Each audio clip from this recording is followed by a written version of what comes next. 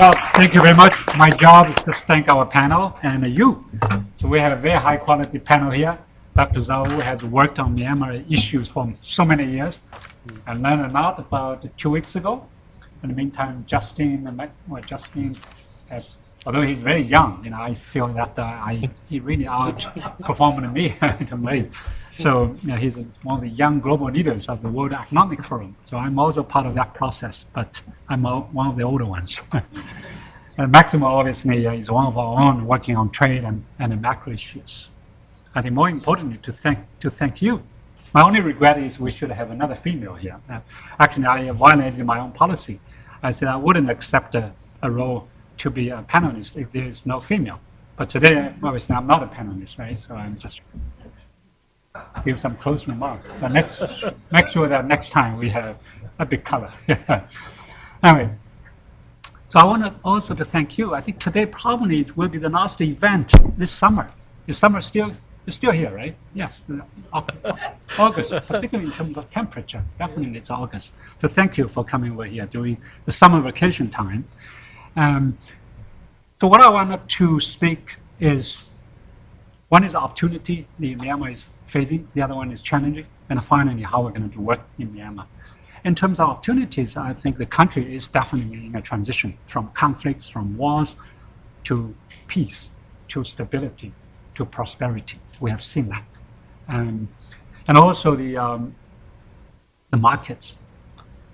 Myanmar is surrounded by some of the giants. China, India, we have mentioned, but also don't forget the ASEAN countries. ASEAN has, I think, 600 or 700 million people. China has 1.4, India 1.3. These countries are really emerging now. By 2030, more than 70% of the world's middle class people will be in Asia. China, 900 million, India, probably 400 million, Southeast Asia, another probably 400 million. Together, it's 2.3 billion middle class population in the world, out of 3.2 billion total middle class population in the world in 2030. That's only about, 14 years away. So tremendous opportunity for Myanmar. I think this low-hanging fruits is just to integrate Myanmar into all these regions, into all these markets. The challenges that Myanmar is facing, we know that the hunger has been reduced quite rapidly if we believe that number. So the country actually achieved the MDGs and are moving towards to achieve the SDGs, Sustainable Development Goals, on the hunger and the undernourishment. But if you look at the child stunting, it is really stunning to see more than one third of the children are stunted in the country. I still try to figure out why this is the case. Maybe something to do what you eat, diversification. Maybe majority of the diet is rice, but not diverse, or maybe access to good drinking water, sanitation. So this is the research question. We need to see why the development, why the growth has not been translated into good nutrition, particularly improvement in child stunting.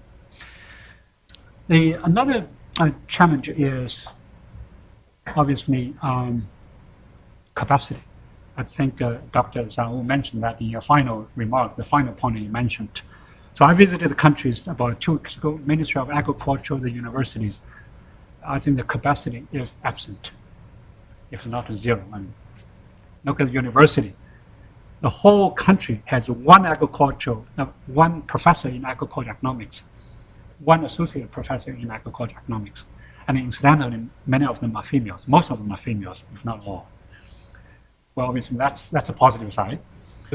And then if you look at the government, yes, the whole government used to be run by the military, right? So now it's the first time the country is run by civilians, but they need support. They need a capacity support.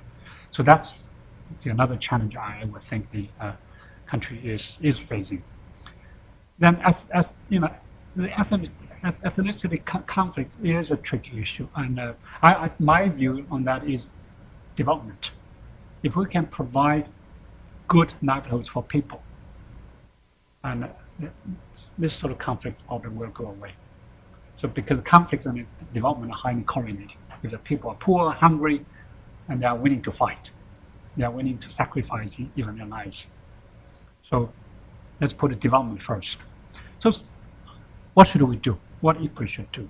What others should do there? One is the macro policies. I think we must frame agriculture, food, nutrition in a much broader framework. So look at the macro issues, the link between agriculture, non-agricultural, and beyond, and link Myanmar in a much broader global context. So I think CG modeling or global modeling definitely has a much big job to do there. I think one thing we should try to avoid is so-called Dutch disease. The country is receiving lots of foreign direct investment. Natural resources are very rich. When you begin to open up, if you don't make sure that your investment is going to a productive sector, I'm afraid your wages may rise, the price of many things will go up, including food. Then your productive sector will be affected, and particularly in agriculture. So that's the macro issue. Then coming to the agriculture sector, the number one issue, as I observe, is lack of investment in agriculture, lack of investment in agriculture research. On a per capita basis, Myanmar is investing $2 a person on agriculture, the government now. Malaysia is investing $140 per person. So you can see the difference. Then in terms of agriculture research, many countries like Thailand, Vietnam, China, even Bangladesh, India, your neighbors, they spend probably 0.4% of their agriculture research expenditures as part of your agriculture GDP. But in Myanmar, less than 0.02, it's just very small.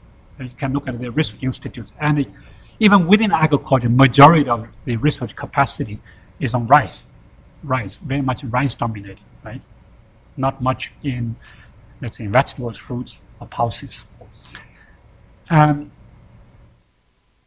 Then the irrigation, obviously, yes, the country probably spent, 80% of the agriculture expenditures, right, in irrigation, but efficiency is a huge issue.